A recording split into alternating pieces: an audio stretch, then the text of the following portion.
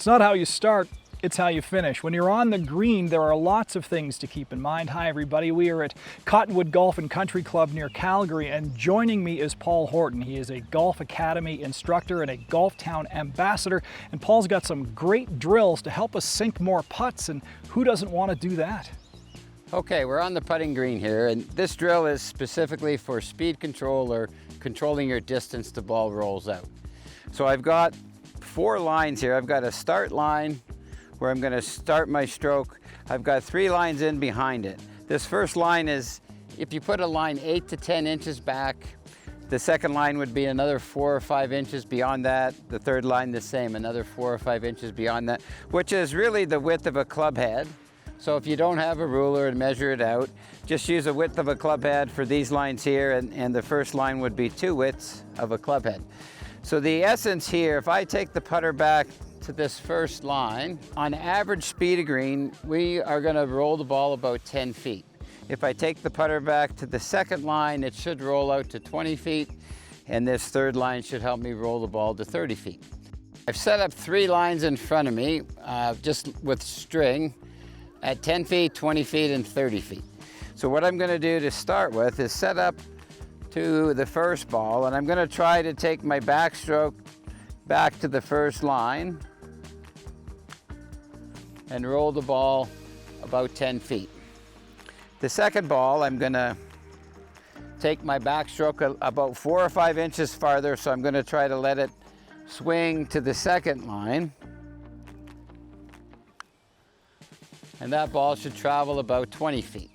And I can use the lines I have out on the green here to gauge how accurate I am. So now the third ball, I'm going to take a longer stroke and go back to that third line. And this should go about 30 feet.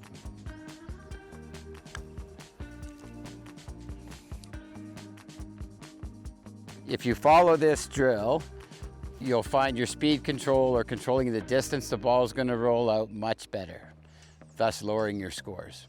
This drill is on short putts and how we make more consistent short putts. Now, short putts can be daunting to the average player, or if you're struggling with your putting. And what we want to do with our mindset is, when you struggle with these kind of putts, there's often concern about the outcome or fear of missing, and painting mental pictures of what we don't want. So we can't be concerned with the outcome. We just need to work on our setup. And the key on this drill is we're going to keep our eyes focused on a dimple on the back of the ball where we're going to strike the ball with the putter.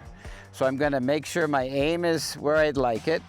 I'm going to keep my eyes focused on that spot. And then I'm going to try and just putt at the appropriate speed. And then I'll move into the next ball. I'm about 3 feet from here, so you can start at 3 feet and build out to 4 or 5, maybe 6 feet. Same thing, my eyes are focused.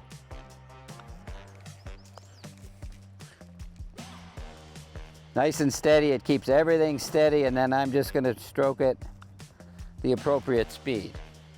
And if you find success at 3 feet, let's move out to 4 feet. And to 5 feet, and maybe all the way to 6 feet. I would say that 50% of your putts when you play are inside of 6 feet.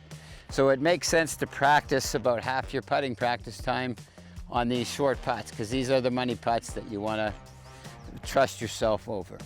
This drill here is about face control with your putter. What I see a lot of players struggle with is they tend to get overactive with their hands and wrists, which gets the face rotating much too quickly, so it can lead to push putts or pulled putts. What we want to do is, if you just put your hands together, so put your palms together like so, and just let your arms swing back and forth from your shoulders. So what we're trying to do here is reduce or eliminate this overactivity with the wrist. So you'll find your hands can push against each other. And you can do this in the office, you can do it at home, you can do it here on the putting green. And once I've simulated this feel here, I can get the putter in my hand and try to recreate that same feel. So my hands are going to stay relaxed and move together. So I'm just trying to let it swing from my shoulders.